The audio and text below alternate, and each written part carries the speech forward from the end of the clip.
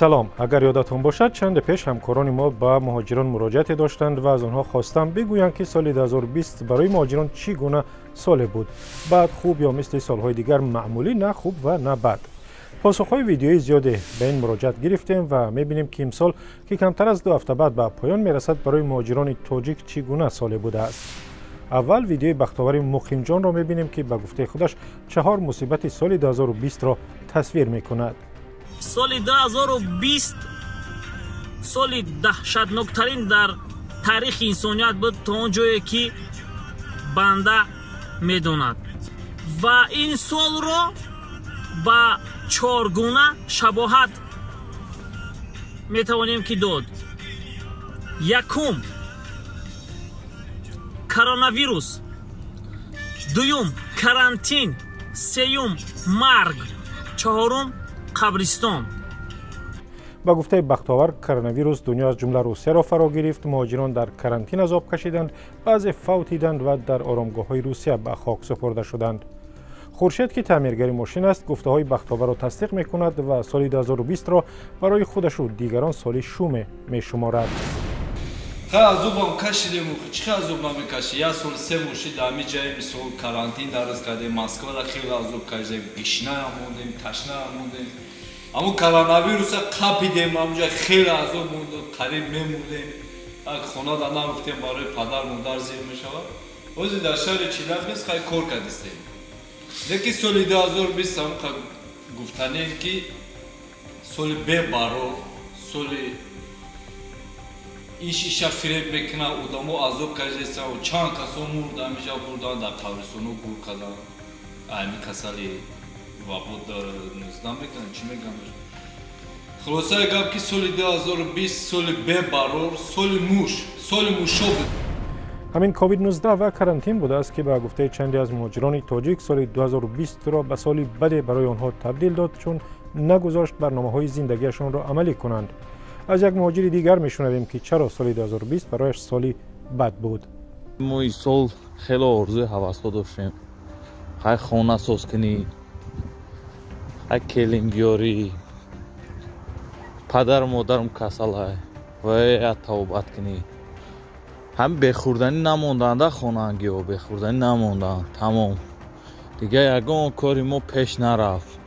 تاجیکستان که خیلی همه میدونه وضعیت چه.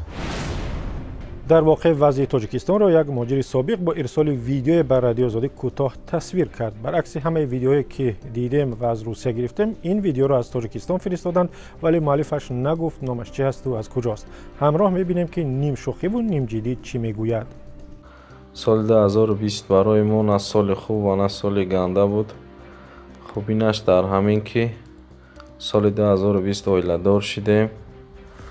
اما وقتی که از اون طرف از روسیه برگشتیم 19 مرد رها محکم شدن دیگر رفتن نتونستیم همین سبب تاجیکستان در بیکار موندیم به پول موندیم ای روسیه اومدگیم